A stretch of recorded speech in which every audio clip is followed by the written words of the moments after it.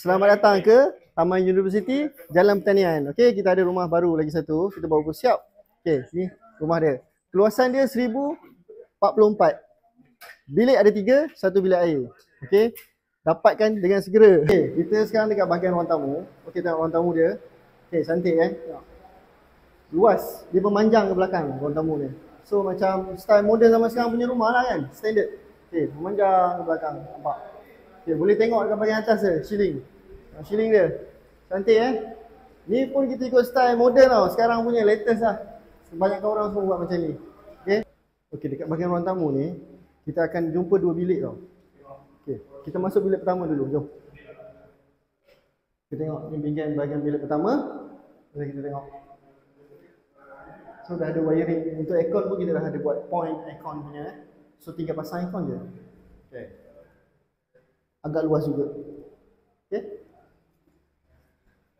Okey, sekarang kita masuk bilik kedua. Jom.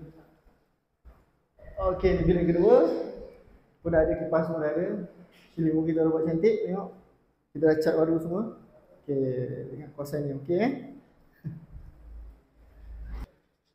Okey, sekarang kita kat bilik nombor 3. Jom kita masuk. Kita tengok ni bilik nombor 3 Okey, agak okey juga, luas juga untuk anak-anak ke, untuk satu okey. Tengok kita dah bagi kipas. Pun ada kipas, ada switch point plug sini. Okey, yang best ni kat belakang ni, kita boleh tengok luar. Okey. Boleh tengok view luar. Dalam rumah ni belakang pun ada kawasan tanah lagi. Nak extend ke renovate pun boleh.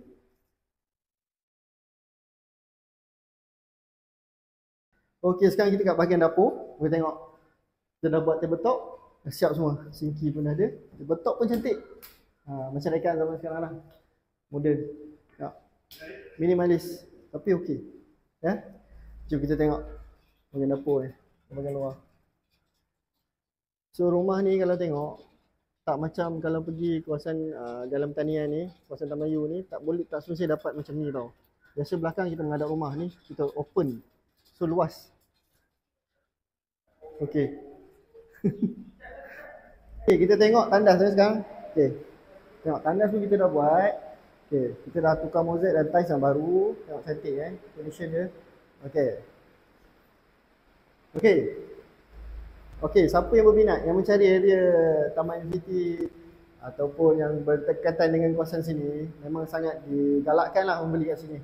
Sebab rumah ni memang kita dah buat balik, kita dah buat memang cantik. Memang dapat macam condition yang baru tau. Sebab kita buat semula. Okey. Rumah ni juga sesuai untuk orang yang baru nak cari rumah pertama.